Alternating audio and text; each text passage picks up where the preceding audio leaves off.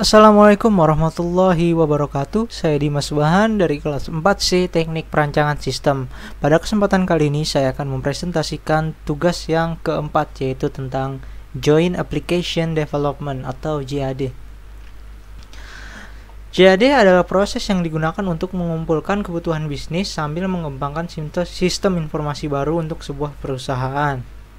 Sini ada gambarnya untuk lebih jelasnya. JAD dimulai oleh Chuck Morris dan Tony Crawford di IBM pada 1977. Crawford mendefinisikan JAD sebagai konsep perancangan sistem interaktif yang melibatkan kelompok-kelompok diskusi yang dipertemukan dalam suatu workshop yang produktif dan kreatif untuk memperoleh persyaratan atau requirement dan spesifikasi atau fungsional dan technical specs yang berkualitas. JAD telah menjadi metode pendekatan yang diterima banyak perusahaan. Sekarang JAD menjadi acuan untuk memfasilitasi proses yang dirancang untuk mengidentifikasi strategi, mendefinisikan proses, dan memecahkan masalah.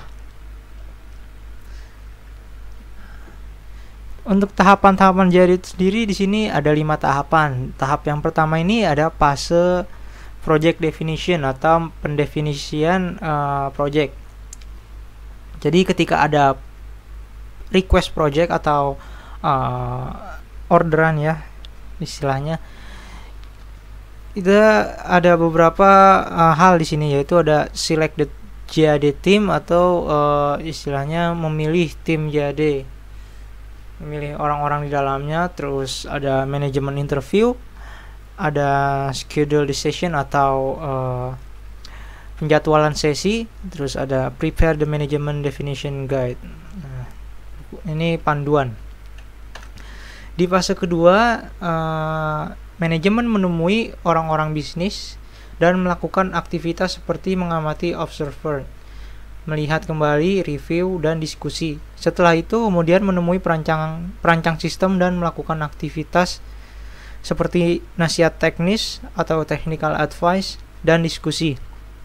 Di sini juga disiapkan model-model yang akan digunakan pada ruang kerja JAD selama pertemuan, seperti data flow atau business process. Jadi tahap kedua ini adalah tahap riset.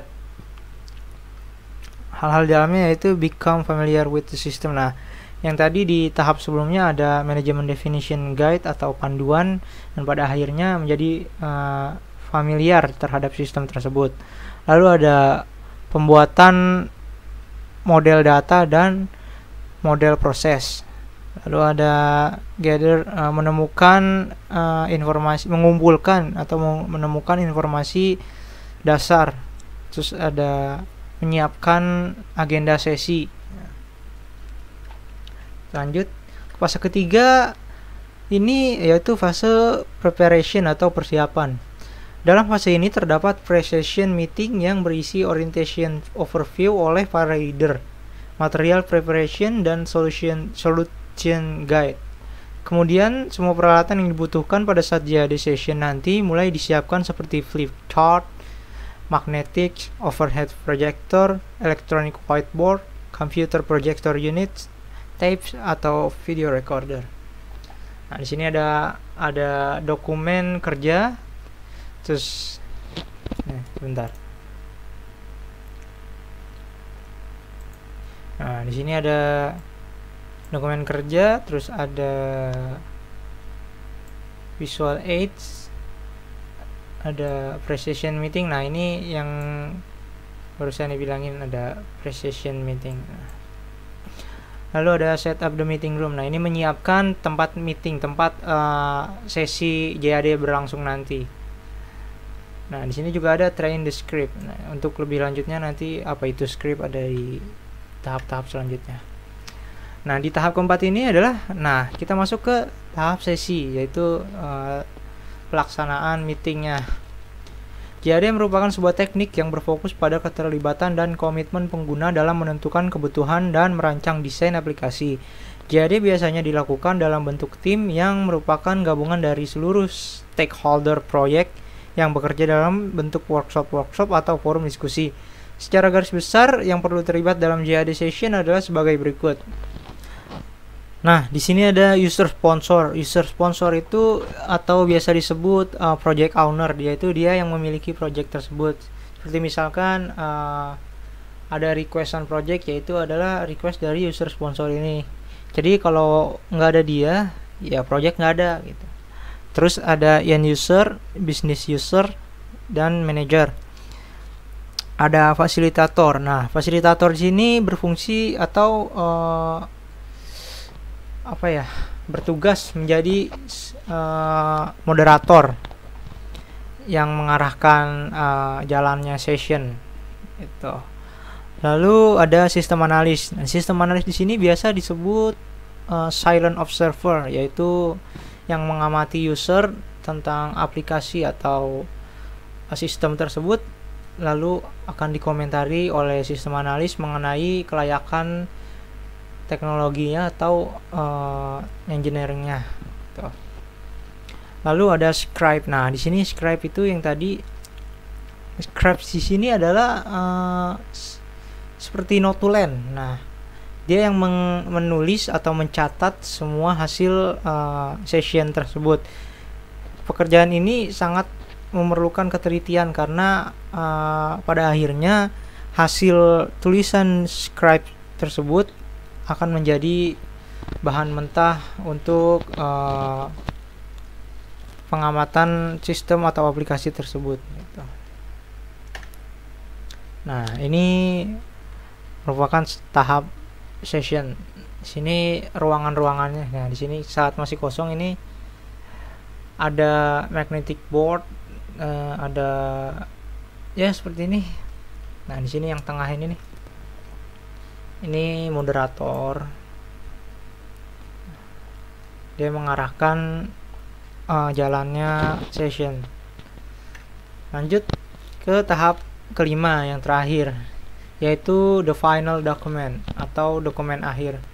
Output dari fase terakhir ini adalah dokumen-dokumen seperti list of objective, system scope, functional requirement, benefits, priority of requirement, system specification, process, data, object models, GUI interface atau graphical user interface, screen atau report design, menu, open issues list and assignment, projects action plans, and dates for completion. Nah, jadi setelah melaksanakan session, pada akhirnya akan menghasilkan final document seperti ini gitu. Lanjut. Lalu kelebihan JAD itu apa sih? JAD itu mempunyai kelebihan sebagai berikut, yaitu yang pertama, jika pengembang dan user bekerja sama dalam satu tim, akan sangat mendukung penerapan prototyping. Yang kedua, melibatkan kerjasama tim proyek. Yang ketiga, memberikan dukungan yang besar dan penerimaan sistem yang baru dapat menghasilkan sistem dengan kualitas yang lebih tinggi. Lalu yang keempat, dapat mengurangi scope creep hingga 50%. Lalu yang kelima, ada keterlibatan banyak user akan memudahkan proses implementasi sistem baru dengan biaya training yang lebih rendah. Nah, lalu kekurangannya? Nah, kekurangannya ada 3. Yang pertama, dana yang diperlukan untuk membangun suatu sistem lebih mahal. Nah, tentu ini sangat masuk akal ya, karena JAD ini membutuhkan banyak sekali tahapan. Tentunya tadi ada 5 tahapan dan itu membutuhkan banyak partisipan gitu. Lalu dalam yang kedua, dalam analisa sistem akan memakan waktu yang lebih lama karena sangat sulit untuk mendapatkan waktu dan ketersediaan user dalam JAD session. Nah, jadi waktu sesi JAD itu waktunya ya terbatas lah. Lalu yang ketiga atau yang terakhir, pendekatan JAD memiliki banyak masalah yang disebabkan oleh proses kelompok membuat seorang yang mendominasi forum. Nah, sedangkan yang lainnya akan menjadi penonton saja dan tidak memberikan kontribusi dalam pembahasan.